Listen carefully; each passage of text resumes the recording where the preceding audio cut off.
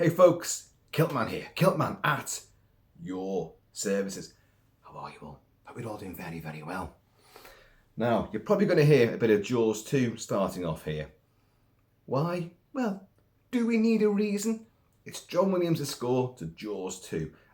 Hot on the fins of doing a video on Jaws, only in the previous video. So, this is serving to preempt my watch-along party coming in the next couple of days, I hope, for Jaws 2. Now, I know what I'm like. I should never sort of advertise these things in advance because it's like manifest destiny. You're almost cursing it ever happening. Outland, where's that review, Kilt-Man? And what recently did you massively tout and promote and say, oh, I'm going to go to town on this? Rob Roy. Yes, I know. Trust me. You think I've forgotten? I haven't. It's just that circumstances change and the whole momentum alters. But they're going to happen. I promise. A kilty promise to you guys.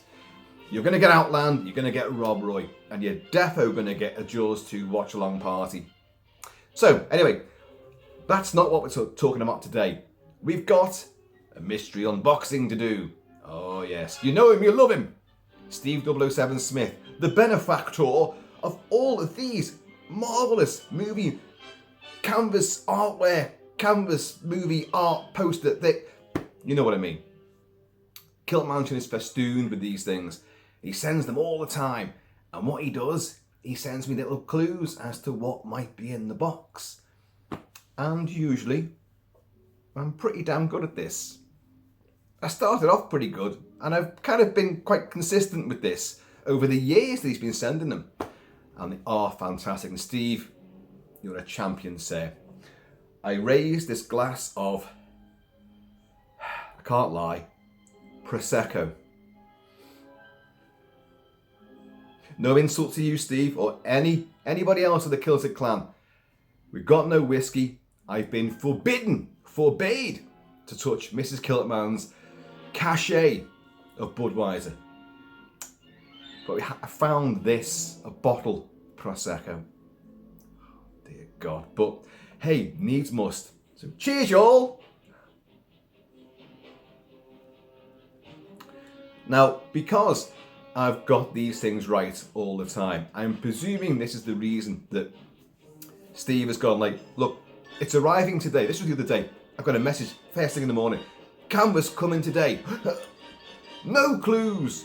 No clues. Just go with the flow, basically. And I was like, oh, all right. But in the no clues, he did give some clues. And the clues, inadvertently, he knows what he's doing. Where thus, it's a film that he doesn't know so much about. What else was it? It's a film he watched half an hour of and didn't have a clue what it was about, and then gave up on it, and has hated it ever since. Hated it ever since. He said, just open it and go with the flow. So that's basically what I'm going to do. But you know what I'm like, and I've had a couple of days to think about it now as well. Straight away, I know there's films that he hates, because we do talk. We have met. We've had a boozy session together. And we discussed everything under the sun, especially movies. And I know there's movies that I love that he does not. And one of them is there. Suspiria, one of my favourite horror movies of all time. Dario Argento's spellbinding, hypnotic and uber nasty 70s occult thriller chiller. With the girl, Jessica Harper, playing Susie Bannion, who at the time, well, in that movie, she looks like my wife when I met my wife many years later, which is one of the reasons why I fell in love with that waif-like, diminutive, wide-eyed demon she-witch from hell that she turned out to be, Mrs. Kilt-Man. No, she's great. And I know he doesn't like the film and doesn't understand it, doesn't get the whole thing about it, the surreal nature, and it's all style and no substance. But it can't be that, because he's already sent Suspiria canvas, so it can't be Suspiria. Or could it? See, this is the thing now, folks. if I just got that when it first arrived and did the video right away, I wouldn't have had time to think and have conjectures and suppositions and speculations. But now I've had time. But I will tell you this, with those clues, or lack of clues, the non-clues, I thought, I know 3 films that pretty much one straight away, which you did not like, and you've never been a fan of, and you've said a few times, but we're scrapping that. Well, I think we're scrapping it, unless he's repeated himself, I don't know, but he wouldn't do that. So, scrapping Suspiria. But there are 2 films I know beyond that which he definitely did not like. One of them is huge. It's one of the most iconic, influential movies ever made. A towering pinnacle of sci-fi. You can see some little bits and bobs to do with it. Oh, there should be something else around here. Oh yeah. Where's my briefcase? Oh, here it is. Now, Blade Runner. It is a Marmite movie, without any shadow of a doubt. And bringing Mrs. Kilt-Man back into things, it's also a film that when she watched it back in the sort of mid-80s on home video, she basically, whoever she was with, they ended up watching 2. One's a sci-fi movie, one's a sci-fi fantasy movie, a satire. And yeah, they are definitely an acquired taste.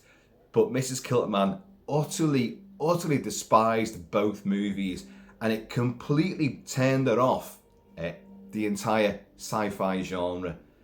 Completely. She will not watch anything with laser guns and robots and, synthetics, replicants, and absurdist sort of fantastical set pieces. So one was Blade Runner, of course, and the other was Brazil. Now, me and Steve have never talked about Brazil. Terry Gilliam's outstanding satire about a huge dystopian, future. It's like a sideways future. It's a kind of spin on Orwell's 1984, which Terry Gilliam had never actually read, but he knew all about it. Like many of us go, oh yes, I've read 1984. I actually have. But there's many classic books that you say you've read, but you haven't really. But you know enough about them to carry on a conversation. Except if you get an academic who really has studied it, then you're going to come a cropper quite seriously. And Brazil is definitely an absurdist, satirical fantasy about the commercial and capitalisation of the new world. And the dog needs to go out. 1 second. All right, young husky dog, come hither. Out you go, into the sun. Here you go,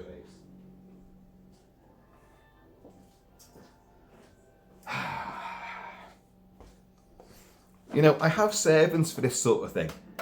But where are they when you need them? Oh, they never are. Oh, but Master, you're doing a video. I can't interfere with that. I can't interrupt you. Exactly, you can't.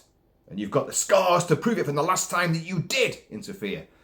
So inevitably, I end up having to do the chores. Oh, like pouring myself some more Prosecco.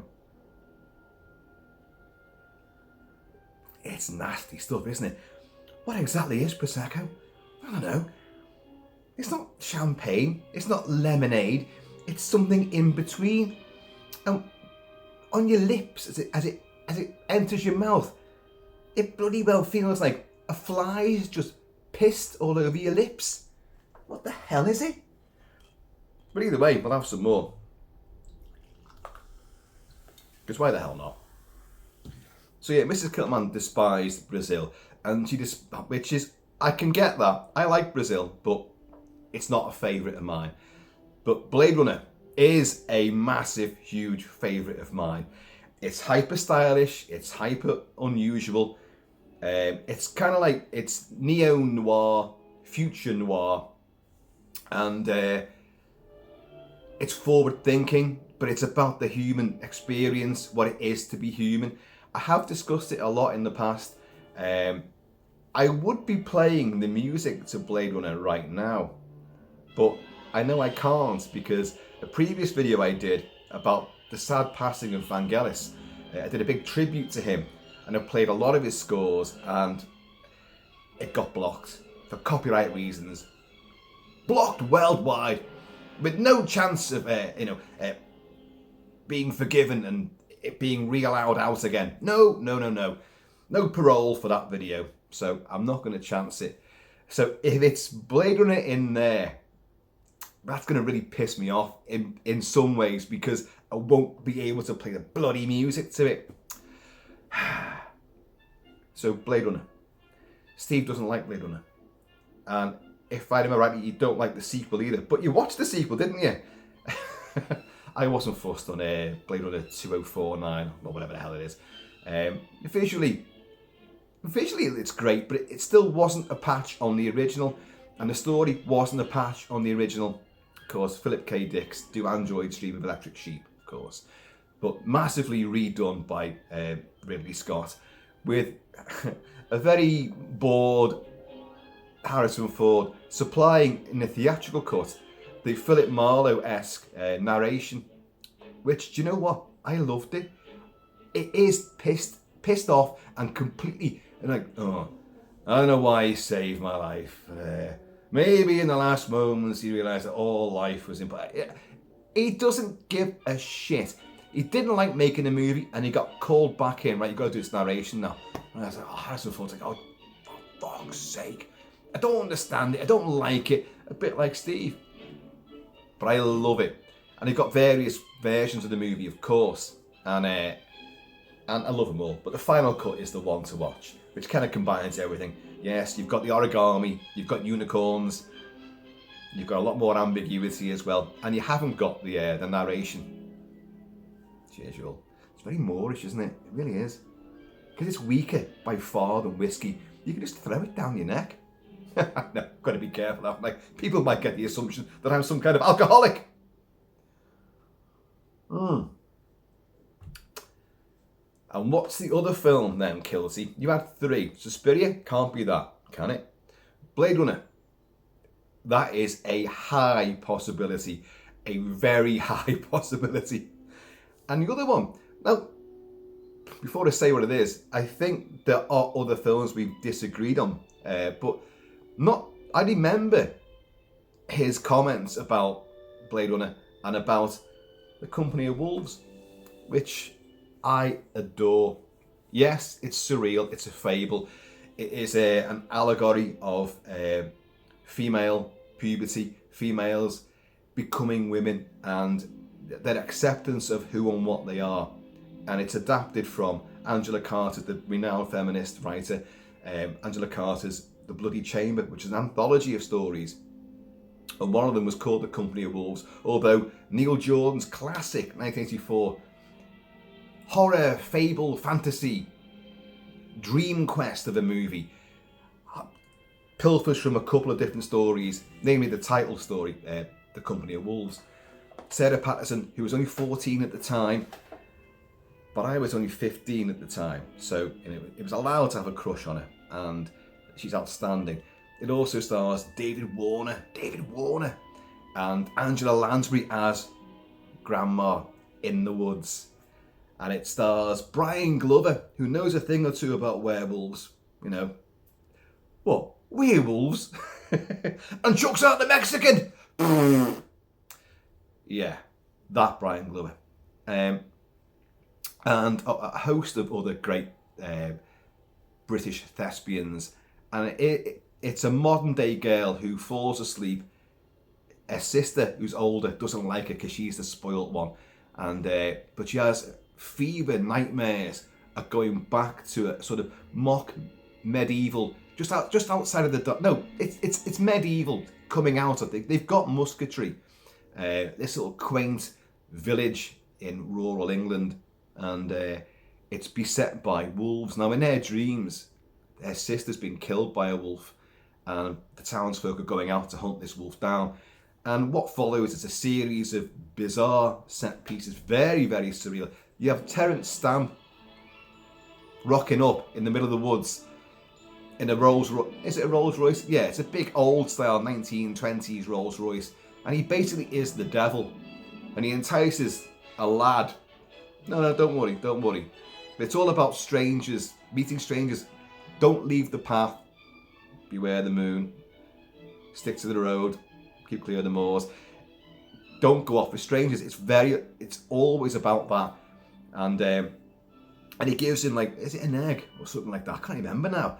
And whenever he gives this lad and then drives off, and it's Sarah Patterson playing the chauffeur with like big ruby red lipstick on and all that, and her hair all cascading down, but she's got a chauffeur's hat on. And anyway, this lad then becomes a tree, which she will climb at some point and find little statues of eggs and small babies. It's all profoundly surreal and massively symbolic, and Steve hated it. I mean, with a vengeance. I did a huge video reviewing it, and I got quite emotional during it as well, because I find the film very affecting and brilliantly done. Superb production. There's a wolf now slurping water there. Go and eat grandma. Go and eat granny. Go on. Oh God, it's gone back up again, hasn't it? What was I saying? What was I saying there? I can't remember. But it's all yeah. He hated it and he didn't understand what it was all about. I loved it. I get very emotional with it. That's where I was going. Because it's so beautifully told, the way it unfolds and unwraps. And I like surreal fantasy movies where you're not exactly sure what the point is, but it hits you on a sort of subconscious level, and you inwardly you understand. And the more I watch it, the more I see in it, and I genuinely love it. The score as well by George Fenton is absolutely ravishing and outstanding. What the hell is that dog doing? Listen, madam. She's just pulled the roasting tray from last night that had chicken on it. You're going to hear a lot of clattering going on now. I do apologise, folks. I know what you're saying, like, take it off her, Kilt-Man. Take it off her. You're in control. Oh, no. Not I. Not with that dog. That dog is the thing. If I piss it off, I will be assimilated. Anyway, I love The Company of Wolves, which actually is a quote from the movie as well. And I love Blade Runner. It could be something else, but I would be bloody surprised if it's anything other than The Company of Wolves or Blade Runner.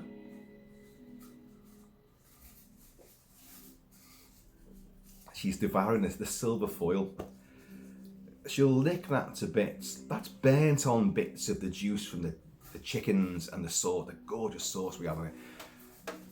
And that stupid me forgot that it was there. And she's a big dog, and she can leap up, and she can carry 10 times her weight in beef and chicken and poultry. So, here it is. Here's the box. I've scribbled out the address. It's untinkered with, and I haven't done any x-rays on it because I've been asked that, you know. Kilt-Man, how is it you always get these right? There's been a few I've got wrong. Let's put things in perspective. I've got a few wrong, but I tend to, if I've got it wrong, I tend to have mentioned in my list of other usual suspects or potential suspects the one that it actually is. So I kind of claim that I was almost there, and I just took the wrong path at the end. The wrong path. Hey. You know what? It's aligning with Company of Wolves. It's a lie. Oh, no. But Blade Runner is much bigger. And I have banged on about the fabulous poster artwork for Blade Runner so many times.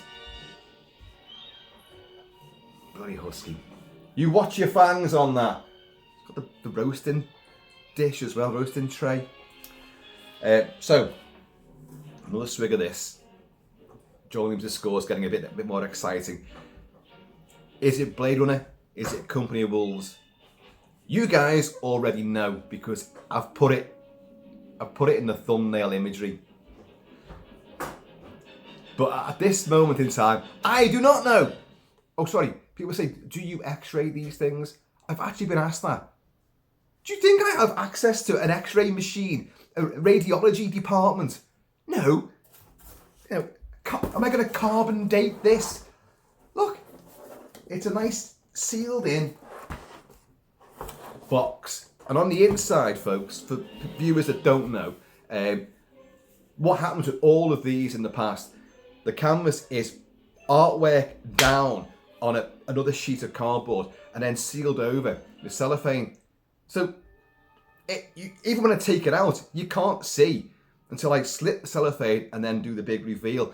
And for once, please, I ask you, I beg the fates, the gods of canvas artwork, when I unveil this and show you guys first, can it not be upside down? Every fucking time I do this, it's bloody well upside down. And sometimes they'll landscape as well. So, not had a landscape one for a while. Could it be? Could it be? I don't know. Right, okay. Oh, I've got to make up my mind, haven't I? Fucking dog. Roxy, go back on your throne for a bit. You're going out later.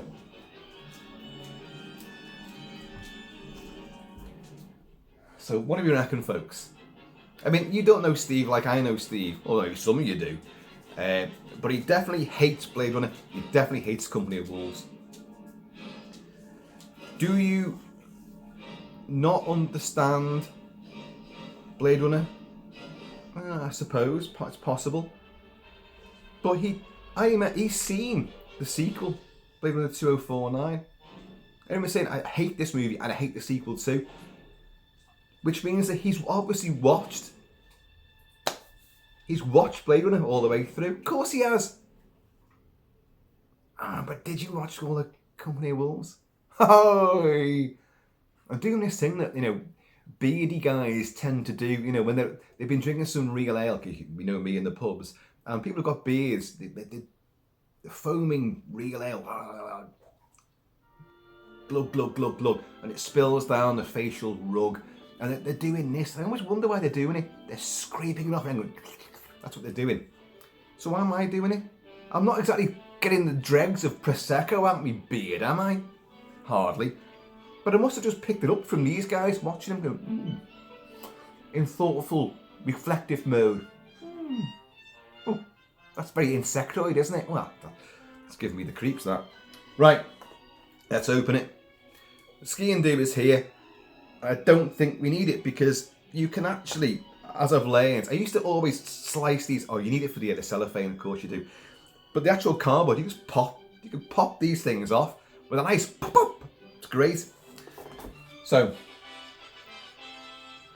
what am I saying it is? Okay. Let's see if I'll get to the... It could be something completely different. Of course it could. But I remember him not liking Blade Runner. I remember him definitely not liking Company of Wolves. And it confused him, and yeah, you gave up on Company of Wolves, didn't you? It's gotta be. Doesn't have to be at all. It's a complete difference. What was the one you really got us with? You got us with From Dusk Till Dawn and Jeff Wayne's War of the Wilds with that lovely sort of panoramic landscape image. I never got that one at all. I think I went a complete wild tangent with that. Right. Sorry folks, I'm trying to find the soundtrack to it. George Fenton's fantastic score, which starts off with Sarah Patterson reciting a poem that Granny tells her. It's all about fairy tales. This seems to say, never stop upon your way. Never trust a stranger friend. No one knows how it will end. As you're pretty, so be wise. Wolves may lurk in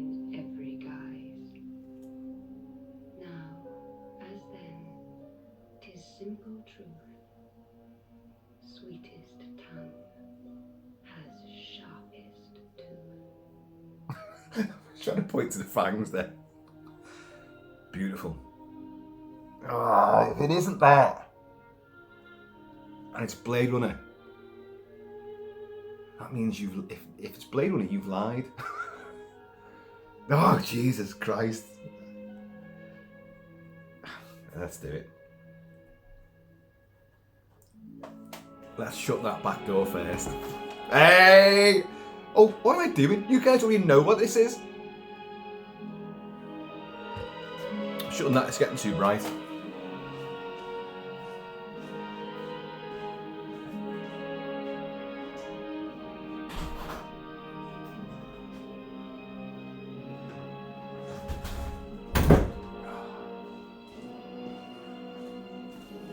Right, let's do it.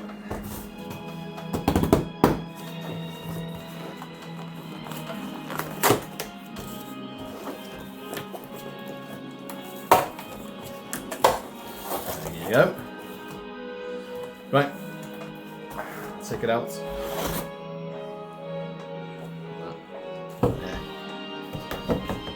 So for those, look, it's completely sealed in. I'll get a shock one day, because it'll come straight out with no cardboard backing, no cellophane, and it'll be a big nudie picture of me. Don't want to put ideas in your head, Steve, but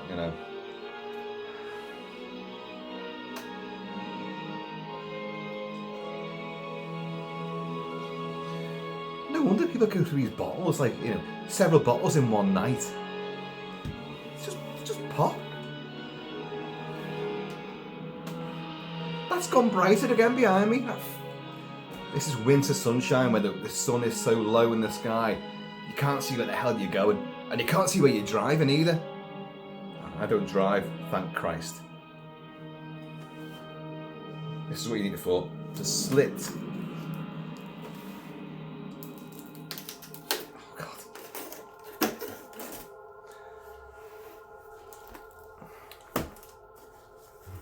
Okay folks, been on for almost half an hour. And Steve said, just open it and go with the flow. You know what I'm like. I am the captain of pontification. Oh, God. This is going to be something entirely different, isn't it? And then I'll have to go back through all our messages and go like, where the hell? You've never mentioned this. You never said you didn't like this. Blade Runner, Company of Wolves. It's one of the two. I'm playing this because I can't play Blade Runner. So I'm going to play this and I'm going to stick with this. You didn't watch the whole movie. I know you didn't watch all of Company of Wolves. And you definitely watched Blade Runner and didn't like the sequel either. So you've watched Blade Runner. Oh, God, this. And if this is upside down, folks, I truly, truly apologise.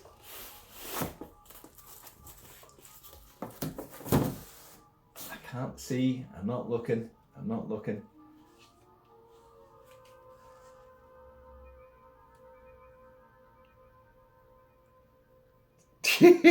Ooh. In the dead of night, the beast is unleashed, the Company of Wolves. Now, what artwork is this? Steve, oh, by the way, Steve, I fucking love it. You don't like this movie. I adore this movie. I know it's Marmite. A lot of people don't like surreal movies. They want things to make sense and be sort of a bit more realistic. Nothing wrong with that at all. This score's amazing. This artwork's amazing. Now, George Underwood did the British one sheet for the movie.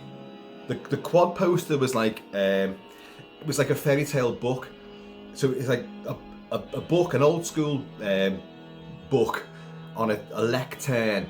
The page turned, and there's bits of imagery around it, and once upon a time, blah blah blah, sort of stuff on the top of it, the logo. I never liked that poster. The American one-sheet poster was it's the huntsman with the because in this movie Chris Tucker's effects are the wolves are inside you, the worst wolves are hairier on the inside, says Granny. And like his mouth stretches open and the wolf snout comes out. The effects aren't brilliant, I've got to be honest. But they are different. They're definitely different from what you normally see. And they rip their own flesh apart to unleash the wolf that's inside them. It's all metaphorical. Again, that's probably why Steve doesn't like it. But this artwork, George Underwood did the British one sheet, which was not the big snouty thing. And it is a fairy tale image of Sarah. What's her name? Emily? Why can't I remember her name? Rosaline. Oh, Jesus. Sarah Patterson plays Rosaline, who's lost her sister in the dream world of fairy tale, woodland glens and werewolfery and Little Red Riding Hood. And this is very similar to A Nightmare on Elm Street, where you have there's loads of imagery of Nancy asleep, and of course Freddy is lubing out over the bed and like all that sort of, and his face comes out, all fucking awesome. And Steve sent a fabulous original, and that's landscape of Nightmare on Elm Street, which is in our movie room. And I sometimes when the movie's finished and I just sit back in reverie, I look at that poster and it just transports you. The artwork's amazing. But what I'm saying is Steve tends to doctor things around a bit. So I'm not aware of this particular artwork, I'll be honest. But it's bloody brilliant. So you've got her asleep, you've got Rosaline asleep, that's the modern day Rosaline. And these are all the dreams that she's having all the way around. There's Angela Lansbury, you know, Murder, She Wrote, Bedknobs and Broomsticks, as Granny, who meets her end at the chompers of the huntsman who Rosaline meets in the last portion of the movie. It's segmented, and it's been a lot of allusions to Little Red Riding Hood, and in the end that's exactly what happens to her. She goes out to Granny's cottage in the woods and she strays off the path and she meets the huntsman, who's an elegant tricorn hat wearing. He's got a fresh kill. He's got a compass with him, some new gadgetry, some new tech, a compass. And but of course, a young girl meeting a strange man in the woods. And they never trust the man whose eyebrows meet in the middle, you know, and his eyebrows certainly do. And he's played by a dancer called Misha Burgess, who is outstanding. And Neil Jordan, who directed it, picked him because, well, he was super lean, and obviously he'd have to strip off at some point and then do his transformation. And but he could contort his body, and you know his hair's tied up at the back. But when you meet him later, because he races her back to Granny's cottage, yeah, I'll use my compass. I won't get lost in the woods. I'll use my compass, dear. You know. So she races in there, but he gets there ahead of her as the full moon literally blinks at him. And he goes in there and he decapitates Granny, and her head turns to porcelain. Steve, you'll never have seen that bit because you never got as far as that. I know, but and her head shatters, and he obviously devours it. And then Rosaline turns up, and he imitates her voice. She knocks at the door, and he's like, "Who is it?" It's me. It's Rosaline. Yeah. Lift up the latch and come in. And of course, she does, and it's him sitting in the rocking chair in his big billowy gothic shirt. You know what?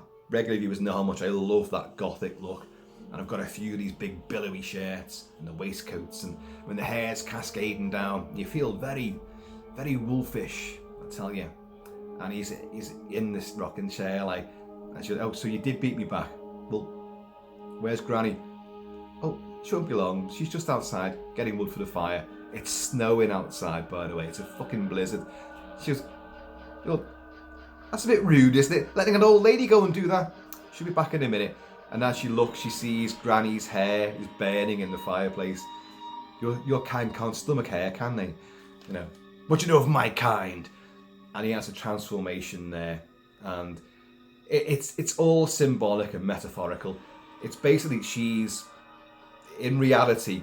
You can take it either way. It's the girl that's having dreams about men and about sex. It's all about that. So being devoured by the wolf is, it's doing the beast with two backs. Not that she's done it, but she's thinking about it, and that's enough to transform her.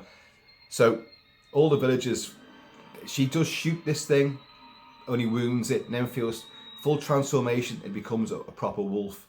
The film does have some real wolves in it, which Sarah Patterson did have to act alongside. But the majority of them, because you see packs of these things in these fantastical sequences. Oh, there's hundreds of the buggers. I love it. I love anything 4 legs and a tail. And fair. A lot of them are Belgian Shepherd dogs. But just they coloured the fur, and they try to put makeup on them to make them more wolfy. But there are real wolves in this movie as well, and she had to act alongside them, and it works perfectly. You know, they were well behaved apparently. But so she obviously feels sorry for this wolf, and the two of them will consummate together. However, you know, it's all just fantastical stuff. But the village posse turns up with Brian Glover and all that, like, and they explode through the air. Basically, 2 wolves escape from the cottage. So the huntsman in his full wolf mode, and obviously now she's finally succumbed and transformed. And so 2 wolves have run off into the woods together. She's become a woman. Look, some people don't like it because of these themes. I think it's just fantastic. I see it as a fable, a parable, a werewolf story used to depict and sort of essay a girl's transition. Now, you've got like Wes Craven did Cursed about werewolves and girls, and that's great, but it's a bit too on the snout, if you know what I mean. This is a lot more intelligence. It's far cleverer and far more visually sumptuous. The whole thing is designed by Anton Furst, who sadly committed suicide. He did Batman's Gotham City for Tim Burton. But look at this. Look at it. What else can we see around here? What else can we see?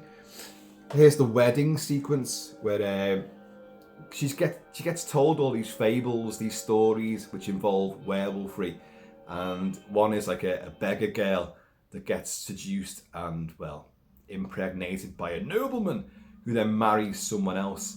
But on the day of the marriage, in this big sort of tent marquee on the palatial lawns of the chateau, she turns up heavily pregnant, and suddenly everybody turns into werewolves. And it's the scene with the hairy breasts. Like, one woman rips open her bodice, and her heaving cleavage becomes fair festooned, you know. And in the end, and these are wolves, they all start giving it loads and devour the banquet, the wedding feast and all that. And if you look in that sequence, you've got all the sort of the footmen, the people that should be attending Kilt-Man's needs in this place. They're standing there in all their wigs and their pompadour fineries and all that, and their silks. And the wolves are just giving it loads, like what Roxy, who's lying there right now, would do when there's a buffet. She'd leap on the table and devour everything. And that's what these wolves are doing. And these guys are getting jostled by the wolves. And you can see that they're kind of like, just keep still. Don't get in their way. Some are smirking a little bit because it's a really... it's a scene of such abandonment and free-for-all. It's great. What else have we got depicted? Yeah. Well, I'll come on to that. You have, like, that's the house that she lives in the modern world, but it's also the great big doll's house that gets depicted in some of their early and final dream sequences. where these red-eyed wolves, can you see these?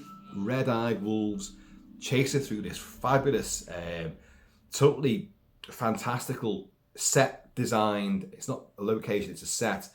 This fairy tale woods, which becomes a nightmare woods. And it's all like oversized dolls and teddy bears which come to life and scurry after her. Which reminds me of the dolls and the little automatons in Blade Runner, which do their stuff and walk around. The one with the big penis nose on it and all that. Fabulous sequence. That actually is the wolf coming out of the guy's mouth there. Can you see that? Just noticed that there. And over here, the nude wolf girl who came up from the well below through like a well, and she's played by Danielle Dax, and she's this is the one that got me.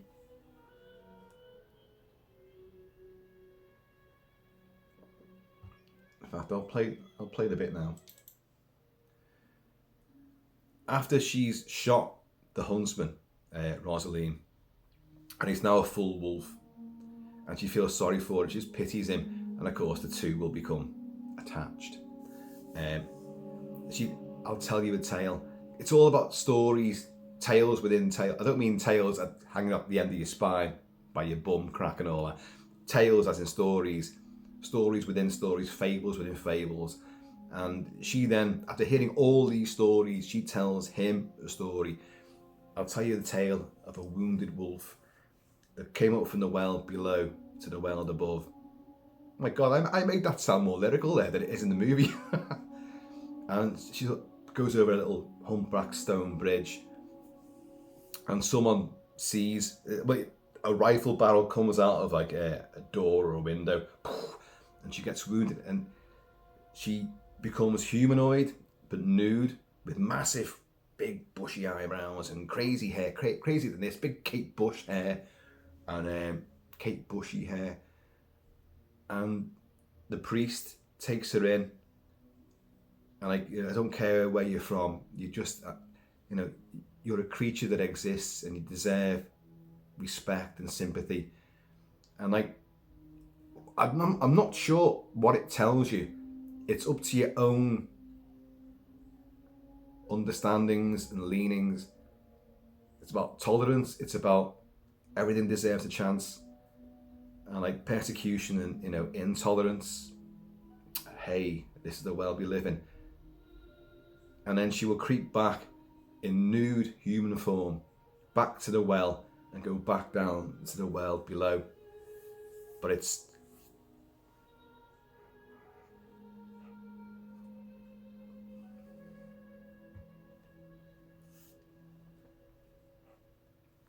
cheers, Steve, you upset me now.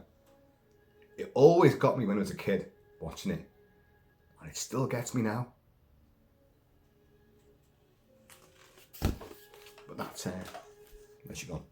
Danielle Dax plays it. Fantastic. But this artwork is fantastic. Look at the colours of this. These sort of dark, ominous greens and blacks, and I think there's blues in there as well. You've got the full moon over here, you've got trees, you've got the forest.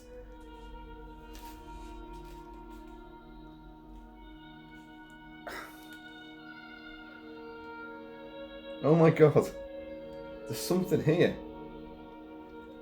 which I don't quite recall from the movie.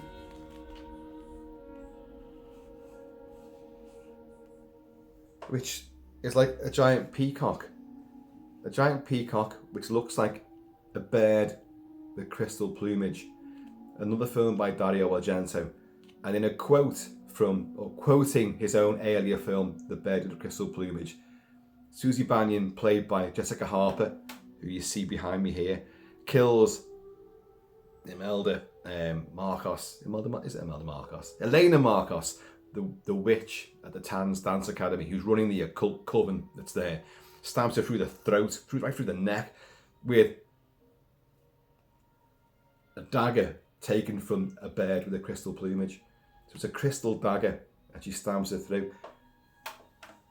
I'm only mentioning this because I don't recall that from the movie, from this movie. I should do. There's be a big Uber fan out there going like, "Oh, it's from," and I'm looking at that and I don't recognise it, but I do recognise it from Suspiria. So, and I know Steve tinkers with these sometimes and puts other bits in. He even changes the credits sometimes to put a personal sort of message in there. ITC Entertainment presented Palace Productions, Palace Films, released it in the UK. A Neil Jordan film, Neil Jordan, of course, Mona Lisa, and Crying Game, Interview with the Vampire. Oh my god, and I love that movie. Starring Angela Lansbury was the big name, and David Warner. Introducing Misha Burgess as the Huntsman, and Sarah Patterson, who's the star of the movie, last billed as Rosaline. Oh, I could have read that before and got the name. Music by George Fenton, screenplay by Angela Carter, who wrote it with Neil Jordan. Adapted, as it says here, from her own story by Angela Carter. Executive producer Stephen Woolley and Nick Powell. Produced by Chris Brown and Stephen Woolley. Directed by Neil Jordan. No, he hasn't. He hasn't put any little tricksy bits in there. But I tell you what, that is fantastic. Absolutely fantastic. I'm not aware of this particular artwork, so I've got a feeling Steve may have had a hand in doing this, changing things around slightly. The American one sheet was the logo, I think, was the same, but its main image was that coming out of the huntsman's mouth. That was and I think a few little bits and bobs. The UK one sheet was done by George Underwood, who did David Bowie's album covers, and it's different again. It's a much more fairy tale like thing. It's not as dark and ominous as that, but I think it depicts it asleep as well, but not quite, not at all like this, not at all like this. But it has little vignettes of imagery back in the day when posters were really works of art and showed you little snippets of scenes and stuff that happens in the movie, instead of just photoshopped faces just like leaning out in an arrangement. And then just the title and nothing else. These run by the numbers, just completely anonymous rubbish posters you get these days. Back in the day, you employed artists, graphic artists, and classical artists to do stuff. Look at all the Star Wars stuff. Look at Superman. Look at Indiana Jones. Look how glorious they are. And this, without a doubt, depicts it. Steve, I'm sorry you don't like the movie. I get that though. And bizarrely, Mrs. Kilt-Man would hate this as well. It's not a film. I think I put it on and she's been there, and then at some point very early on she's vanished. She's completely gone, but I'm not bothered, you know. And I know if I even like anything that references Blade Runner, anything that me and my son both love Blade Runner, and we talk about it, she's gone. Hates Blade Runner. And she ain't too fussed on this neither. And yet, being a woman, you'd think that she'd find a lot of appeal with a film like this. But she doesn't like surrealism and things told in like a sort of non-kitchen sink, real life drama sort of fashion. Oh, here you go again. Never stop upon your way. Never trust a stranger friend. No one knows how it will end. As you're pretty, I know how this is going to end. so be wise. Wolves may lurk in every guise. Now, as then, 'tis simple truth. Sweetest tongue has sharpest tooth. Oh, it's so clever, isn't it? And it's as relevant today as it has always been. And not just for girls. There are predators out there who prey on anything that's weak and vulnerable. Opportunists or even stalkers. Oh, I'm not going to go down this road. But we're hearing it all the time. It's massively in UK news right now. And it's sickening. So please, listen to Granny's words. That was Rosaline saying it there, Sarah Patterson, but They're Granny's words, basically. Granny's advice. Look at this. Oh, sweet Jesus, it's great. Oh, what's this? There's magazines and books down there, and it actually I could be wrong about this. You can zoom in. It looks like a Mad magazine there. It looks like Mad, but I genuinely don't know. You've got the church there as well, which you do see prevalently in the movie. Just trying to see if there's anything else. Granny's cottage is there. There's Granny's cottage. There's an owl. There's an owl there as well. Yes. But look at that. It's beautiful. Steve, thanks so much. Oh God. You've got like the real house / doll's house here.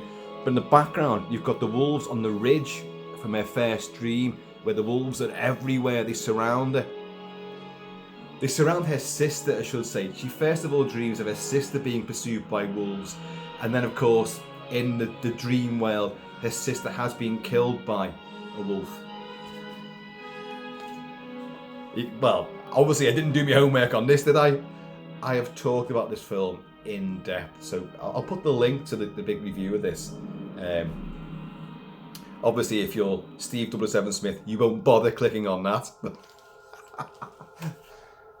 I know you can't convince some people, and so long as argument, discussion, debate, forums, and fan sites are rife with such, and I hate this phrase, toxicity, that if you don't like something, you then hate anyone that does like it, and vice versa. It's utterly ridiculous. You should be able to debate stuff. Like, look, well, actually, I loved it. I love this element, that element, and the way this worked together. And then the people who hate it should go like, well, in a normal, ordered society, oh, fat chance of that, Kilt-Man. They should basically go, oh yeah, you're quite right about that. But I still don't agree with this. And you agree to disagree, but the points are still put across, and you meet, and your minds meld. Not in perfect harmony, but discussion, debate, something this world has absolutely lost. Although, if you put people face to face, it's funny how they'll back down from their most volatile of arguments. Not in every case, I know, but it's a lot easier. People who are just on their computers and their laptops and their phones and all can hurl the most abusive scorn with almost impunity and get away with it and feel, I won that argument, put you down. They won't just insult the movie, they insult the person as well. And what's the point of that? The ones who do that are absolute losers. I will massively rip films apart and TV shows apart, as you guys have seen. But I'll always find something good about it, or I'll try to find something good about it, and I'll big that bit up. But in discussion with people, like True Detective is on at the moment, season 4, Night Country. I am really seriously not a fan of it. It's fucking awful. But I know people that are enjoying it, and and that's great. If you get some entertainment out of it and you enjoy it and you're hooked, you're carrying on. Brilliant.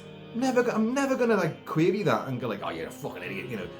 Must be fucking wrong in the head. You got a low fucking tolerance or a high tolerance threshold. No, horses for courses, folks. And this ain't for everyone. But I love it, and I love this. This is utterly fantastic. I've got a feeling it's one of them canvases where every time you look at it, like in some films, you're going to see something different. You're going to see another bit of something taking place in the clouds, in the background. There's so much going on. There's so much detail in all this sort of backing backdrop. God. And there she is, because that's the central image is a girl dreaming, and a girl dreaming throughout her change. And so you can see why Angela Carter wrote this initially, and why Neil Jordan thought, can work with this, and we'll bring in the whole werewolf lycanthropy mythology, and yeah, we can do work some wonders with it. The film was highly critically received, well, and has a massive cult following. I was reaching for the bottle of whiskey, then forgetting it was a glass of Prosecco. God damn it.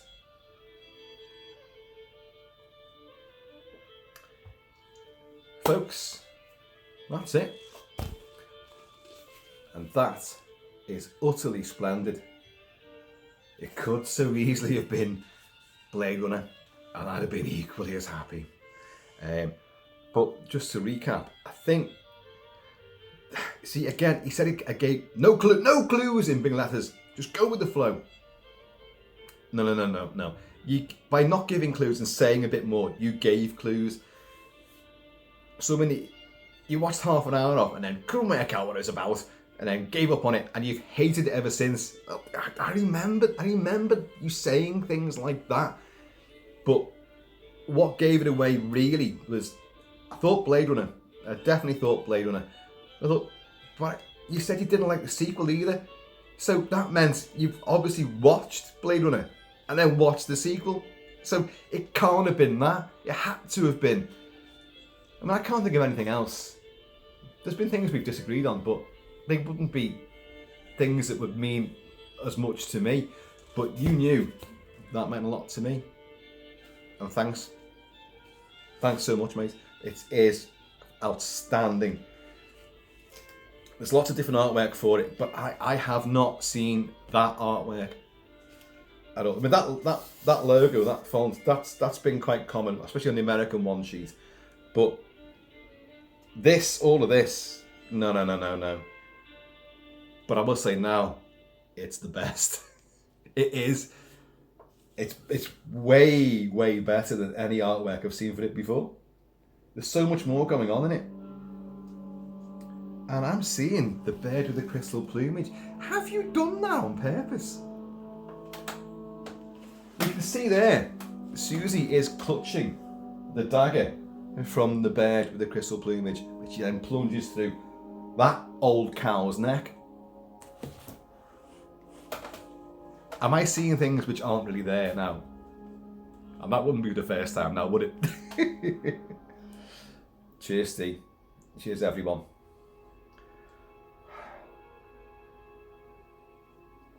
It is what it is. And I love the company of wolves. Definitely do. So folks, I have been or we shall be Kilt-Man. Please, in the meantime, in this ever surreal, metaphorical dream world in between time, please keep it Kiltic, and I am going to see you all.